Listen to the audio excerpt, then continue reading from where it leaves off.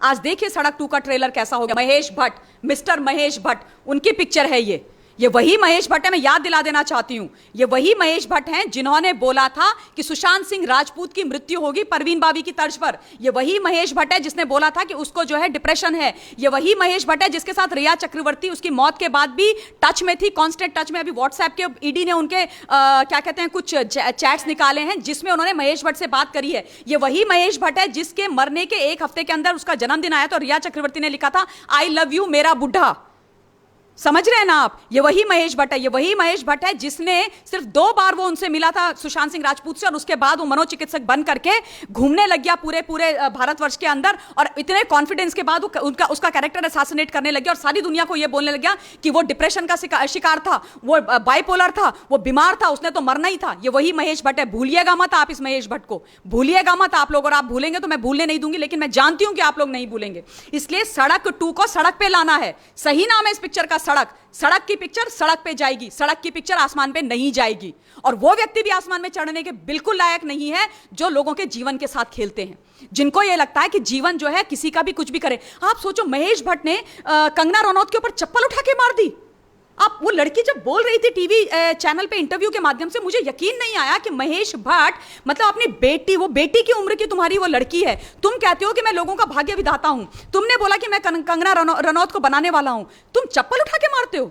चप्पल, ये संस्कृति है, ये बड़ों का धर्म है कि तुम चप्पल तुम्हारी बात कोई सुनेगा नहीं तो तुम चप्पल उठा के मारोगे सबके सामने। ये वो महेश भट्ट है। महेश भट्ट को आप लोग भूलना नहीं, हमें ये दिमाग से अपने बात नहीं निकालनी है। सड़क 2 को सड़क पे लेकर के आना है। उसके बाद जितनी भी मूवीज हैं, जिसकी भी कोई भी स्टार हो, इरिस्पेक्टिव ऑफ नेम, मैं आपको बोल रही हूं, प्लीज बॉयकॉट कीजिए इन लोगों का। ये डिजर्व ही नहीं करते हैं हमारा अटेंशन, ये डिजर्व ही नहीं करते हैं हमारा पैसा, ये डिजर्व नहीं करते हैं हमारा सम्मान, ये कुछ भी वो चीज डिजर्व नहीं करते जो इतने सालों से हम इनको देते आ रहे हैं। फेक तो ये फॉलोवर्स खरीदते हैं, लाखों लाखों रुपए देके फॉलोवर्स खरीदते हैं, और आप और हम चिंता में बैठे रहते हैं कि हम तो इनको फॉलो नहीं करते, तो इनके 15 million, 20 million, 12 million, 10 million followers कहां से हैं। मुझे भी बुरा लगता था, मैं सच्ची बताती हूँ, मैं माफी चाहती हूँ इस चीज के लिए। मैं जब देखती थी दीपिका पादुकोण का जब एपिसोड हुआ, मैंने देखा उसके सोनम कपूर के पता नहीं कितने मिलियन, 30 मिलियन फॉलोवर्स। मेरे को ना अब बहुत एक्चुअली गुस्सा भी आ रहा था अपने लोगों के ऊपर कि क्यों इसको अनफॉलो नहीं करते हैं। कौन है वो लोग जो इसको फॉलो कर रहे हैं, क्यों इसको फॉलो कर रहे हैं? वो कॉमन जनता के पीछे पड़ी हुई है। कॉमन जनता को ये अपनी पैर की जूती समझते हैं, कॉमन जनता को ये कुछ नहीं समझते हैं।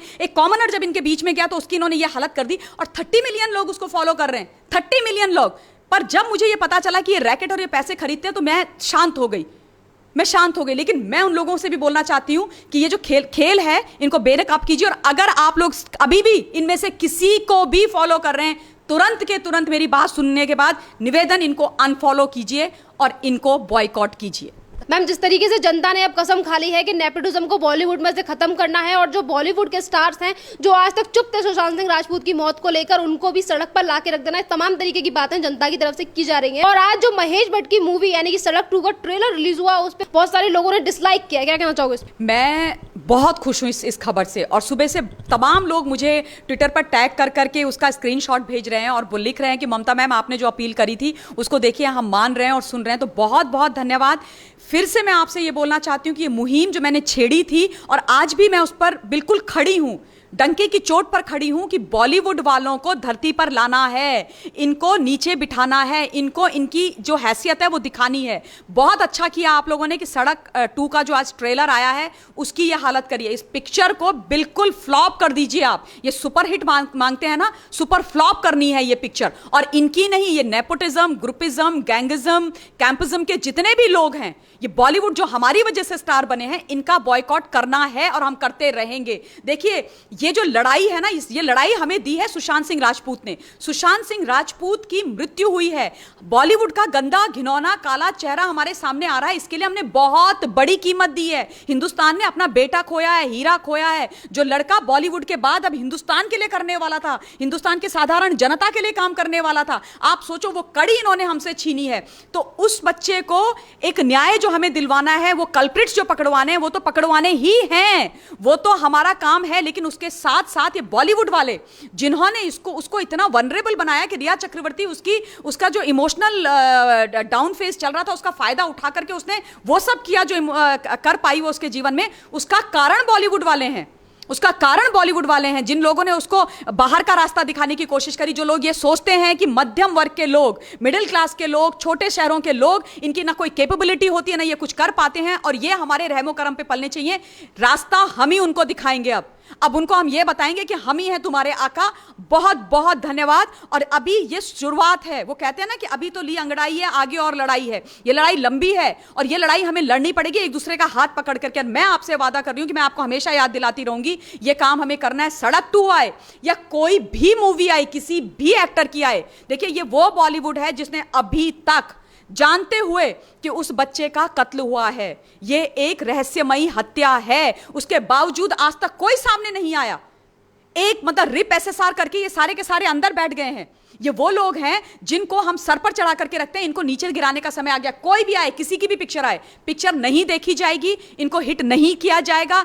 इनको इनकी असलियत बतानी पड़ेगी कि जनता की बात तुमको सुननी पड़ेगी, जनता के साथ तुम्हें खड़ा होना पड़ेगा, सच्चाई के साथ तुमको खड़ा होना पड़ेगा, न्याय के साथ और कानून के साथ खड़ा होना पड़ेगा। और हां, बॉलीवुड के नाम पर जो घिनौना काम आप करते हो और आप जो हो हिंदुस्तान के भी विरोध में जाते हो, ये काम अब नहीं चलेगा। ये माफियाओं का जो काम आप लोग बढ़ाते हो, उनके पैसे के लिए, पैसा सर्वोपरि है। इंसानों से ऊपर पैसा, लोगों की जान से ऊपर पैसा, लोगों के करियर से ऊपर पैसा, आपसी रिश्तों से ऊपर पैसा और मां भारती से ऊपर पैसा। ये जो कवायद इनकी चल रही है ना सुनहरे पर्दे की, वो कवायद आपको और हमको बंद करनी है। बहुत इन्होंने अंडर एस्टिमेट कर लिया हमको। बहुत इन्होंने सोच लिया कि जो पब्लिक को दिखाएंगे बस वही होगा। वो कहते हैं ना, इन लोगों का एक मोटो है, जो दिखता है वो बिकता है, जो दिखाएंगे वही हम खरीदेंगे। नहीं नहीं नहीं नहीं नहीं, इस गलतफहमी में मत रखना। जो ये बेचने की कोशिश कर रहे हैं वो वापस इनके मुंह पे मारिए। और बहुत ज्यादा जरूरत है उसकी, और मुझे पता है आप लोग कर पाएंगे। कर दिया ना आप लोगों ने। आज देखिए सड़क 2 का ट्रेलर कैसा हो गया। महेश भट्ट, मिस्टर महेश भट्ट, उनकी पिक्चर है ये वही महेश भट्ट है। मैं याद दिला देना चाहती हूं, ये वही महेश भट्ट हैं जिन्होंने बोला था कि सुशांत सिंह राजपूत की मृत्यु होगी परवीन बावी की तर्ज पर। ये वही महेश भट्ट है जिसने बोला था कि उसको जो है डिप्रेशन है। ये वही महेश भट्ट है जिसके साथ रिया चक्रवर्ती उसकी मौत के बाद भी टच में थी, कांस्टेंट टच में। अभी व्हाट्सएप के ईडी ने उनके क्या कहते हैं कुछ चैट्स निकाले हैं जिसमें उन्होंने महेश भट्ट से बात करी है। ये वही महेश भट्ट है जिसके मरने के 1 हफ्ते के अंदर उसका जन्मदिन आया तो रिया चक्रवर्ती ने लिखा था, आई लव यू मेरा बुढ़ा। समझ रहे हैं ना आप? ये वही महेश भट्ट है। ये वही महेश भट्ट है जिसने सिर्फ 2 बार वो उनसे मिला था सुशांत सिंह राजपूत से, और उसके बाद वो मनोचिकित्सक बन करके घूमने लग गया पूरे भारतवर्ष के अंदर। और इतने कॉन्फिडेंस के बाद उसका कैरेक्टर असैसिनेट करने लग गया और सारी दुनिया को ये बोलने लग गया कि वो डिप्रेशन का शिकार था, वो बाइपोलर था, वो बीमार था, उसने तो मरना ही था। ये वही महेश भट्ट है। भूलिएगा मत आप इस महेश भट्ट को, भूलिएगा मत आप लोग। और आप भूलेंगे तो मैं भूलने नहीं दूंगी, लेकिन मैं जानती हूं कि आप लोग नहीं भूलेंगे।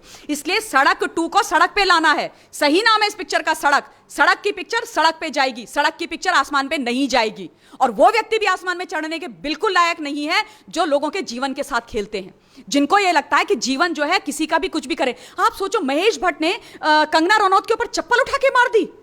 आप, वो लड़की जब बोल रही थी टीवी चैनल पे इंटरव्यू के माध्यम से, मुझे यकीन नहीं आया कि महेश भट्ट मतलब अपनी बेटी, वो बेटी की उम्र की तुम्हारी वो लड़की है, तुम कहते हो कि मैं लोगों का भाग्य विधाता हूं, तुमने बोला कि मैं कंगना रनौत को बनाने वाला हूं, तुम चप्पल उठा के मारते हो। चप्पल, ये संस्कृति है, ये बड़ों का धर्म है कि तुम चप्पल, तुम्हारी बात कोई सुनेगा नहीं तो तुम चप्पल उठा के मारोगे सबके सामने। ये वो महेश भट्ट है। महेश भट्ट को आप लोग भूलना नहीं, भूलिएगा मत।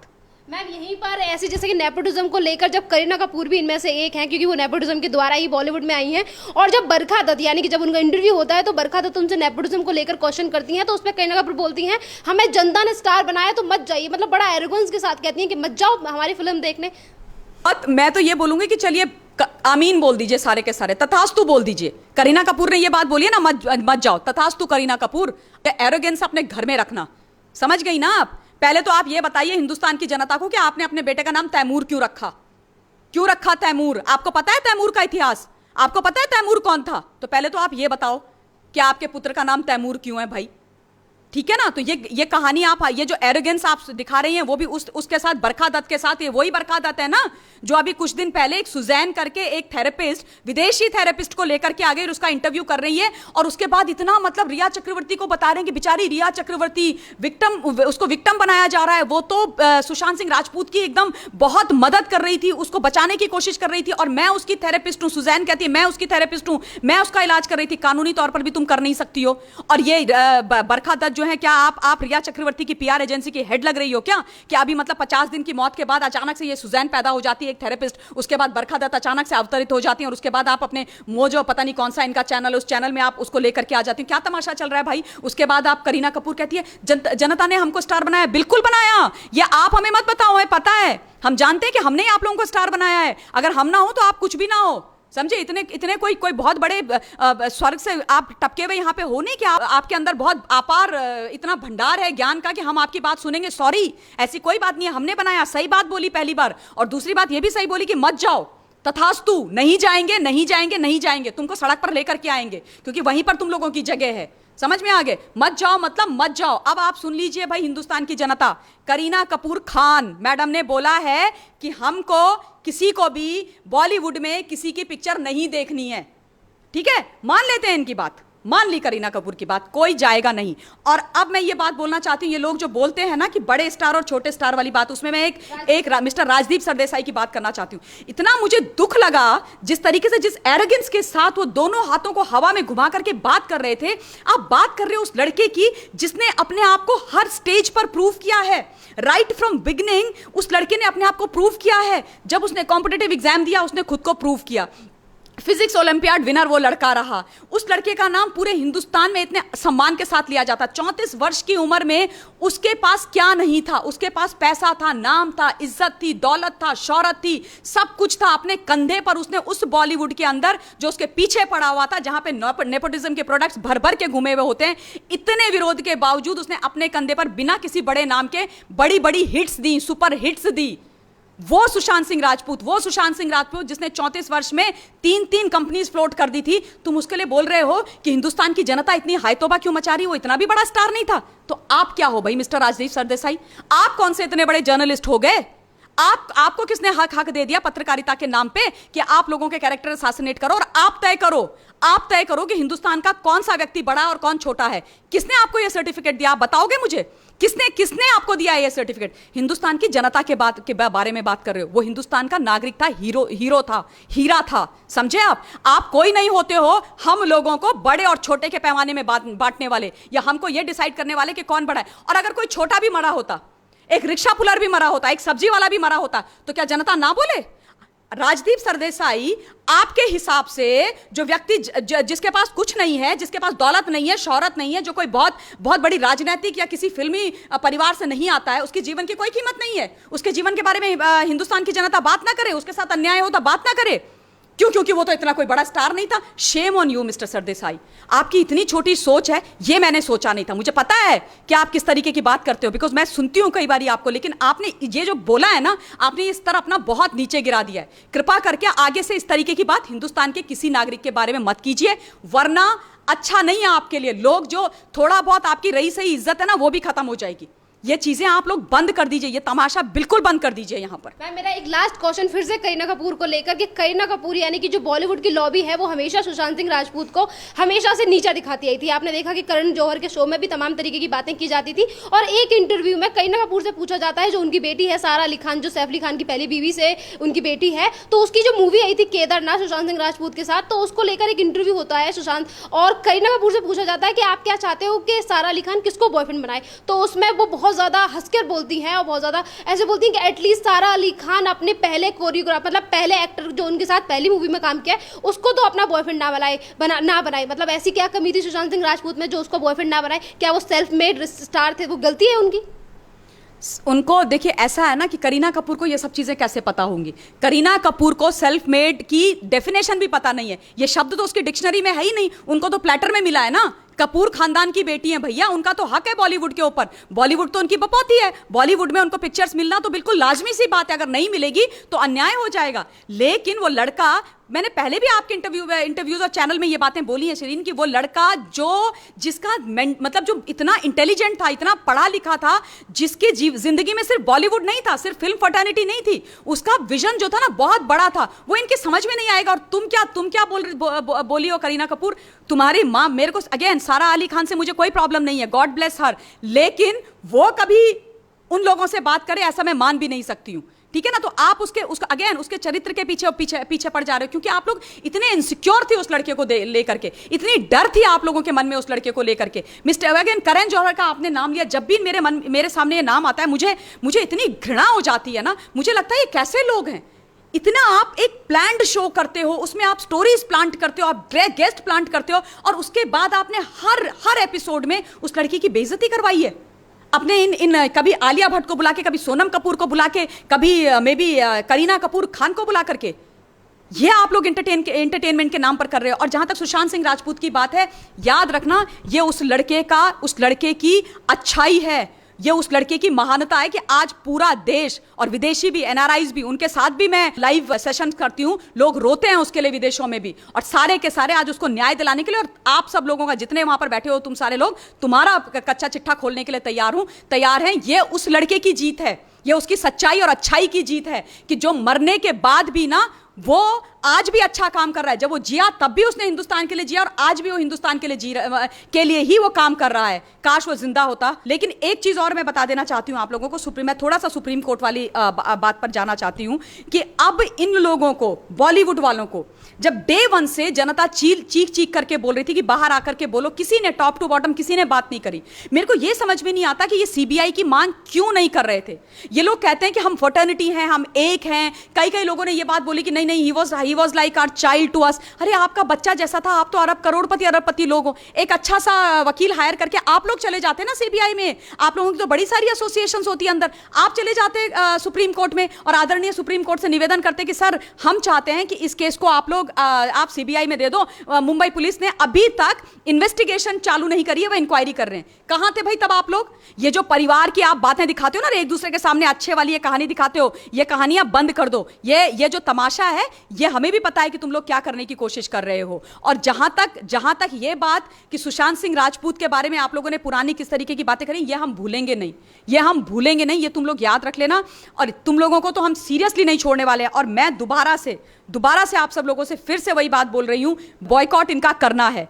हमें ये दिमाग से अपने बात नहीं निकालनी है, सड़क 2 को सड़क पे लेकर के आना है। उसके बाद जितनी भी मूवीज हैं, जिसकी भी कोई भी स्टार हो, इरिस्पेक्टिव ऑफ नेम, मैं आपको बोल रही हूं, प्लीज बॉयकॉट कीजिए इन लोगों का। ये डिजर्व ही नहीं करते हैं हमारा अटेंशन, ये डिजर्व ही नहीं करते हैं हमारा पैसा, ये डिजर्व नहीं करते हैं हमारा सम्मान, ये कुछ भी वो चीज डिजर्व नहीं करते जो इतने सालों से हम इनको देते आ रहे हैं। फेक तो ये फॉलोवर्स खरीदते हैं, लाखों रुपए देके फॉलोवर्स खरीदते हैं, और आप और हम चिंता में बैठे रहते हैं कि हम तो इनको फॉलो नहीं करते, तो इनके 15 million, 20 million, 12 million, 10 million followers कहां से हैं? मुझे भी बुरा लगता था, मैं सच्ची बताती हूँ, मैं माफी चाहती हूँ इस चीज के लिए। मैं जब देखती थी दीपिका पादुकोण का जब एपिसोड हुआ, मैंने देखा उसके सोनम कपूर के पता नहीं कितने मिलियन, 30 मिलियन फॉलोअर्स। मेरे को ना अब बहुत एक्चुअली गुस्सा भी आ रहा था अपने लोगों के ऊपर कि क्यों इसको अनफॉलो नहीं करते हैं। कौन है वो लोग जो इसको फॉलो कर रहे हैं, क्यों इसको फॉलो कर रहे हैं? वो कॉमन जनता के पीछे पड़ी हुई है, कॉमन जनता को ये अपनी पैर की जूती समझते हैं, कॉमन जनता को ये कुछ नहीं समझते हैं। एक कॉमनर जब इनके बीच में गया तो उसकी इन्होंने ये हालत कर दी, और 30 मिलियन लोग उसको फॉलो कर रहे हैं, 30 मिलियन लोग। पर जब मुझे ये पता चला कि ये रैकेट और ये पैसे खरीदते हैं, तो मैं शांत हो गई। लेकिन मैं उन लोगों से भी बोलना चाहती हूं कि ये जो खेल है, इनको बेनकाब कीजिए। और अगर आप लोग अभी भी इनमें से किसी को भी फॉलो कर रहे हैं, तुरंत मेरी बात सुनने के बाद निवेदन, इनको अनफॉलो कीजिए और इनको बॉयकॉट कीजिए। धन्यवाद मैम।